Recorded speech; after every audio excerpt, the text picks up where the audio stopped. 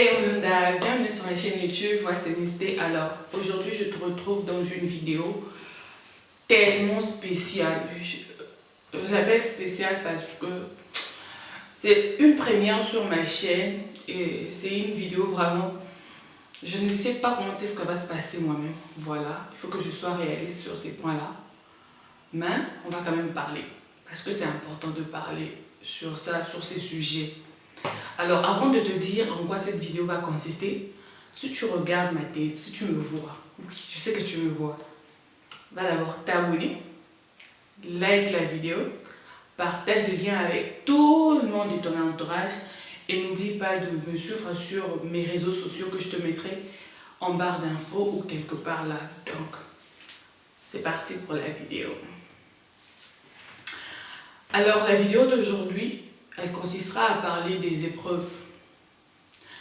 De comment un chrétien ou une chrétienne doit vraiment vivre les épreuves. Tout d'abord, je vais commencer par définir une épreuve. Une épreuve, c'est quelque chose qu'on rencontre dans notre vie. Genre quelque chose qu'on a du mal, qu'on vit, qui nous est jamais arrivé, quoi. Quelque chose de nouveau, quelque chose qui nous touche particulièrement, tu vois. On rencontre des problèmes chaque jour, mais il y a une situation particulière qu'on traverse au fait, ce qu'on appelle, c'est ce que moi personnellement j'appelle épreuve. Je n'ai pas regardé dans les dictionnaires ou que ce soit, c'est comme ça, c'est ma façon à moi de définir l'épreuve. Et avant de continuer pour cette vidéo, ce que je veux dire c'est que toute épreuve est épreuve. Toute douleur est douleur. Ça ne sert à rien de comparer telle douleur à telle autre douleur. Il n'y a pas de grande douleur, il n'y a pas de petite douleur. Du moment que ça fait mal, du moment que tu as du mal à t'en sortir de cette situation, c'est une épreuve, c'est une douleur. Moi, mon père me disait toujours, on ne compare jamais les douleurs au fait. C'est que toi, tu peux penser que c'est difficile pour toi. Moi, je peux le surmonter. C'est que moi, je pense que c'est facile pour moi. Toi, tu ne peux pas le surmonter. Donc, quelle que soit la douleur, quel que soit ce que toi, tu appelles douleur, pour toi, si c'est douleur, si c'est épreuve au fait. Donc, ne laisse jamais quelqu'un venir te dire, mais telle situation comparée à telle situation, voilà, ça c'est rien au fait. Non, c'est quelque chose parce que c'est une douleur, parce que ça cause quelque chose dans ton cœur. Tant que ça te met mal à l'aise, c'est une épreuve pour toi au fait.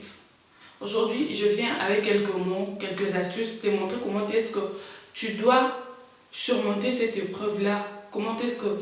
Ce sont les astuces qui m'ont aidé moi dans mes épreuves de me relever, par exemple, tu vois, de me relever. Et j'ai voulu partager ça avec vous. Donc, on va commencer. La première, au premier point, on va d'abord dire qu'il faut identifier cette épreuve-là. Pour un chrétien, identifier l'épreuve, c'est quoi? C'est savoir, au fait, c'est savoir comment est-ce que... pourquoi cette épreuve-là est arrivée dans ta vie, tu vois? Pourquoi est-ce que cette épreuve-là est arrivée dans la vie? C'est peut-être un message de la part de Dieu, c'est peut-être une raison de plus pour que tu te rapproches de Dieu, ou c'est aussi, au fait, un moment que Dieu veut te faire passer pour que ton témoignage sauve d'autres personnes. Donc, identifier l'épreuve, c'est l'étape la plus importante qu'il faut faire dans le processus de la guérison, en fait. Le processus de la guérison. Alors, le deuxième point de cette vidéo, c'est de décider de se rapprocher de Dieu. Alors, pourquoi décider de se rapprocher de Dieu? Trop souvent dans nos douleurs, on est fâché contre Dieu, tu vois. On est fâché contre Dieu, on se dit non, si telle chose est arrivée, c'est parce que Dieu n'a pas fait ci, parce que Dieu n'a pas fait ça. On a tendance à s'éloigner de Dieu. On se dit, bon, pour le moment, je ne veux pas faire telle chose parce que j'ai mal, je ne peux pas faire telle chose. Tu te dis que c'est normal. Oui, ce qui est normal aussi.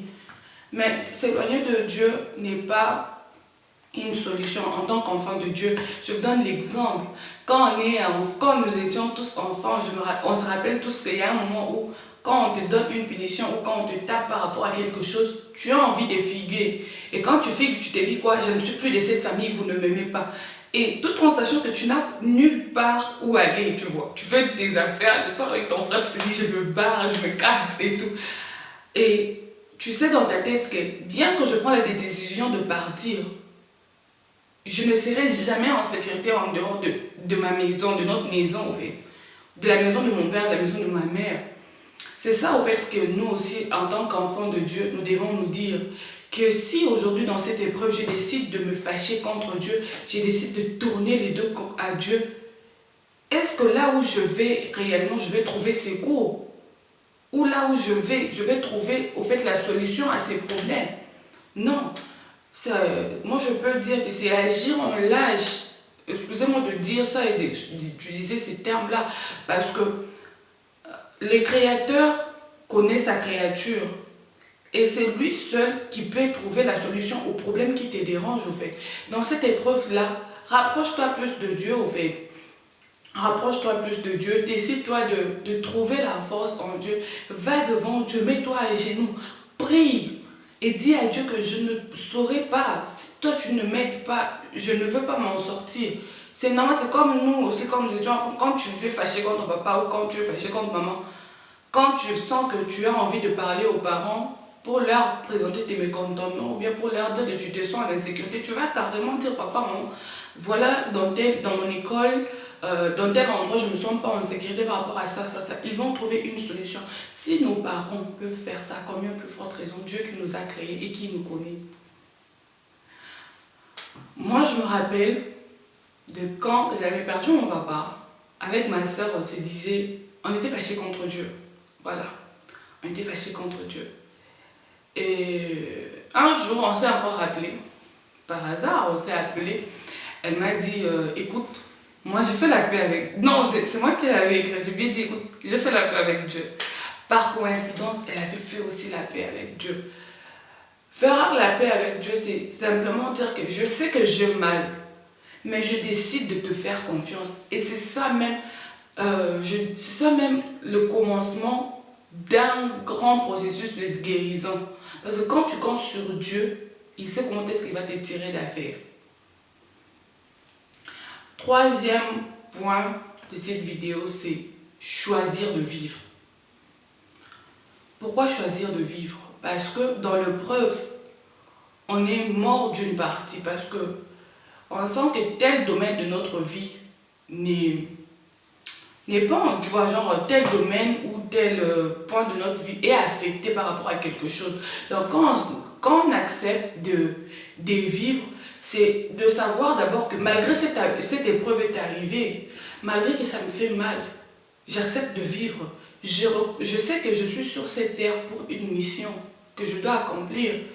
Donc je ne peux pas passer à cause de ma mission parce que j'ai connu une épreuve, parce que j'ai une douleur en moi qui me fait trop mal au fait.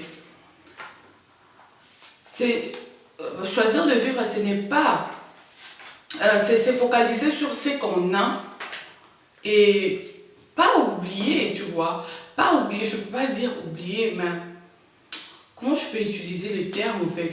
C'est dire que malgré l'épreuve, je choisis de regarder à ce qui me reste. Pas m'accrocher à ce que j'ai perdu au fait. Parce que quand tu te consacres sur ce que tu as perdu, c'est comme si tu meurs en même temps. Mais tant que tu es enfant de Dieu, tu sais la mission pour laquelle tu es sur terre, tu acceptes ton épreuve, tu te dis je choisis de vivre. Alors, pour terminer, je vais donner le quatrième point. C'est le point de se pardonner en fait. Parce que dans l'épreuve, il y a quelquefois certaines situations qui nous arrivent.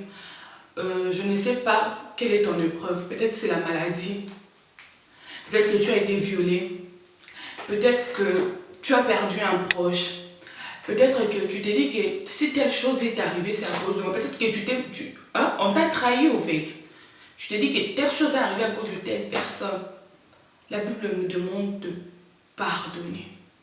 Pardonner, au fait, comme on dit, le pardon, c'est une puissance qui libère.